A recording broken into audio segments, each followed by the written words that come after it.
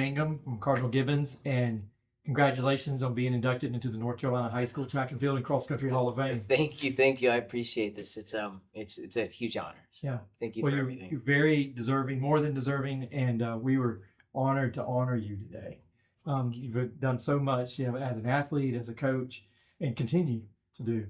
And coming off of, I think there's a great place to start. Even coming off of a qualifying for the Nike Nationals for the second time. Absolutely. Any coach would love to be able to qualify once, but now Nick has done it twice. Talk about that this year. I know going in that probably really was a goal. Yes. Coming in, and take us through this season and if there were any hurdles and ups and downs that you had to go through. So, wow. I mean, it was a great season, and I think in some ways it went really smoothly as far as it was the first time we've ever been undefeated. Going into, NXN, we were still undefeated until that day, which had never happened in our school history. And we had a lot of talented girls. And so, but behind the scenes, we had one or two go down at one point or the other, that we weren't able to put back in the lineup at the end. We had some that we had to hold out of, like a conference meet and a regional meet. And then we're able to kind of plug them back in at the state meet, and then had a couple good weeks of training to get ready for NXR and NXN. So I think if you look at the results, it looks like it went amazing, and it did. But there were definitely challenges along the way. So, How did that feel to be able to not just qualify, but win the region? And I think that's the second time you'd won the region. Yes. And then to just the experience of NXN. It was great. These girls are such competitors that they stepped on the line the morning of NXR, and they didn't just want to qualify; they intended to win, and so I love that about them.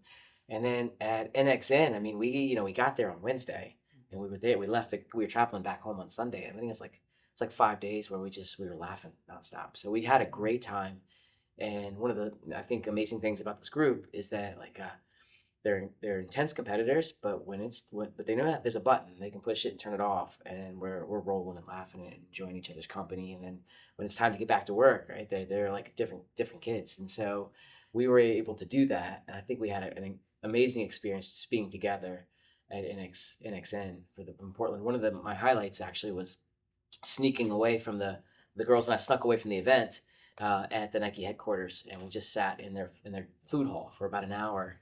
And I just watched them kind of laugh and interact with each other. And it was deep belly laughs. And that was not something that was planned, but it was so rewarding to be there with them, know that they earned that, and just get to watch them, be natural and enjoy each other. So it was a great experience. Talk about, let's take some step back. Okay. And when you first started coaching in Low, you said those were some formative years. Oh, absolutely. I was not much older than the kids I was coaching. I think I was 23, maybe I was 22. I was young, and I think I was more like a big brother to those kids than maybe their coach. And it was a lot of learning, and I feel like with the boys, we had some quick success. I had some great upperclassmen that were really already a tight-knit group. So we were able to kind of immediately have success. And then with the girls, there was a little bit of learning that went involved, and we had some great individuals right away on the girls' side, but it took a little while to learn how to bring the team together. But I treasure those years with those kids at Enloe. They were, as I told you, those were my growing up years. And I don't know if I would be here today had I not had that experience with those kids at Enloe. And then after that, then I think I was ready to come home to Cardinal Gibbons and coach. So, but I needed that first. How was that coming home to Cardinal Gibbons? I know that they're known. The school was known for winning in NCHSAA because you were part of a lot of winning teams. Yeah. And then to walk into that, it's not just a great program or has the history of a great program, but you're an alum. Yeah. How did that make you feel?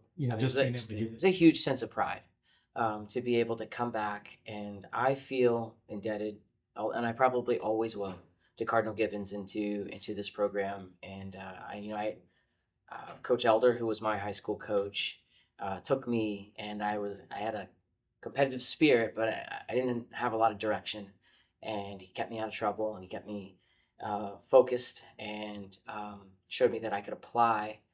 He taught me how to work, and I don't know what I would do without that, you know. And so I feel every day like I can go and I can give that to someone else now, and so I'm very, very proud. And you know, so yeah, getting to represent your alma mater, lead your program, the program that gave you so much. I mean, I just get that little extra pep every day.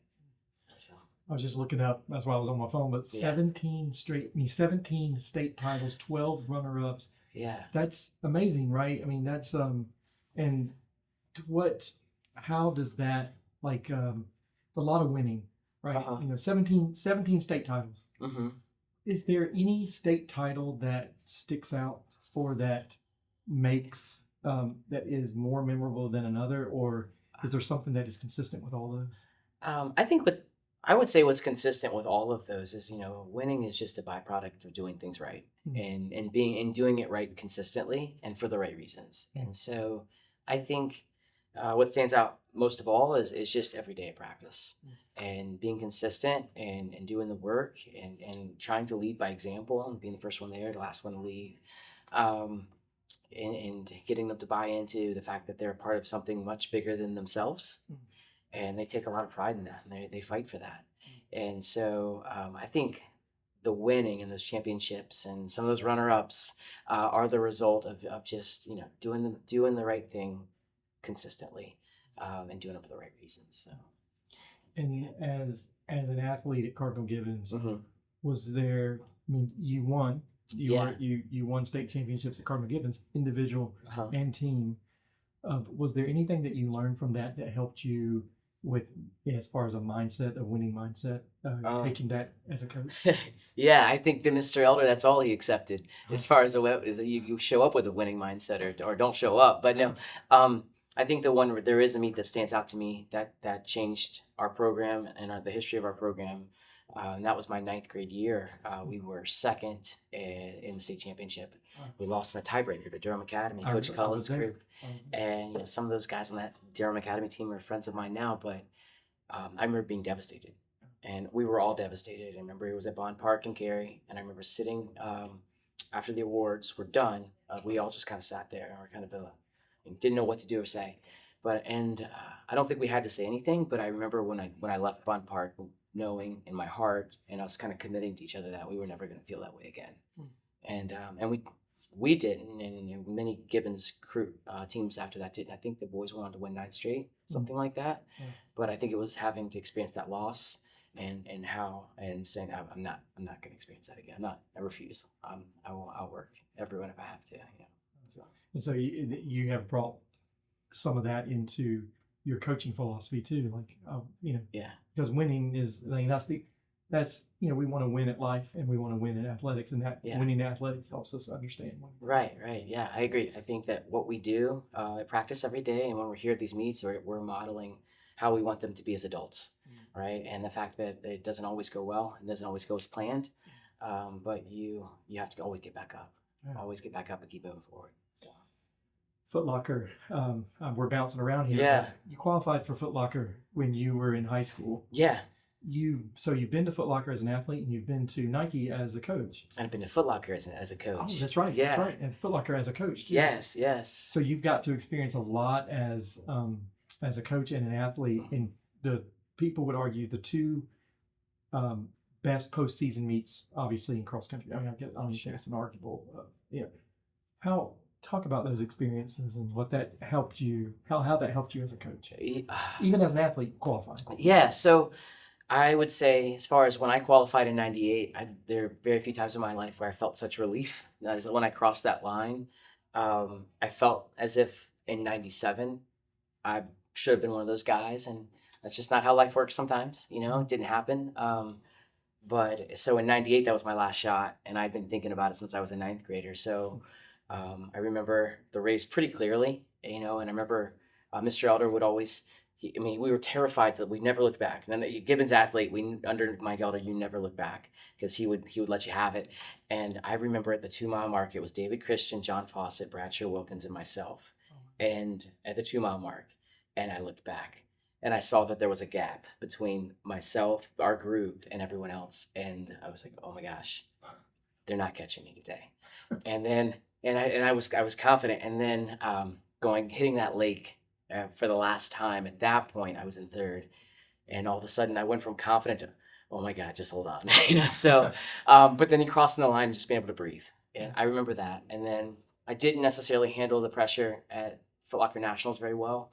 I let my anxiety get the best of me there. And but I think that those struggles, like I take that, and I think when Connor was at Foot Locker, I was able to take that experience and help him, and he ended up 8th. And then to kind of take the approach of how to keep yourself under control, keep your mind under control. I've had to learn that, and I think because I experienced all of the doing it right, doing it wrong, I'm able to kind of help my athletes stay calm, believe in themselves, and execute their race like they train. So kind of walk them through it, And what if a kid came up to you in the hallway, before the season, whether it's the summer or the end of the spring, or whether it's sometime before track season starts, whether it's winter or spring, it says, Coach Mangum, I'm thinking about coming out for track or cross country. What would you tell them? I would say, what I do say is that I would love to have you, but you've got to be all in. That the only way you're going to get out of it what you can get out of it is to give it an honest chance, and that's to be all in. And then if you're all in, and 3 months later the season's over, and you're like, he's crazy and that's not for me, then fine, now you know. But if you're 1 foot in, 1 foot out, then you're not doing yourself a service, nor are you doing the team a service. And so my response is, that sounds exciting. Are you sure? Are you sure you're all in? And if they say yes, then we'll do it. So, is there anything that stands out, like with your first year at Gibbons, like coming from INLA and being at Gibbons for the first year? I guess first year again because you were a student there. Yeah. That here's what I need to do to be successful here. Oh man, well, it's hard to think back that far, but I do remember that my first year at Gibbons, I was just the boys head boys cross country coach, and then I just coached the male distance runners that 1 year, and the boys were in a bit of a rebuilding kind of phase there, and so I had 2 senior boys that were very committed and very gifted, and so they took the lead for me, and then I found 3 or 4 sophomores and freshmen that wanted to give it a shot, and those two senior boys were Mark Sullivan and Sean McGee, and they took them under their wing. And I think that was the beginning of what we've built here. Was just starting with a couple, not trying to have a big group, but just a couple that were invested, and then that was contagious. And then you get a couple guys each year, and then we got with the girls the next year. We've tried to do the same thing. So, well, again, congratulations on being inducted into North Carolina High School Track and Field and Cross Country Hall of Fame. Thank you. We are honored to honor you today. Well, I appreciate it, and I'm honored to be here. So thank you. Thank you. All right.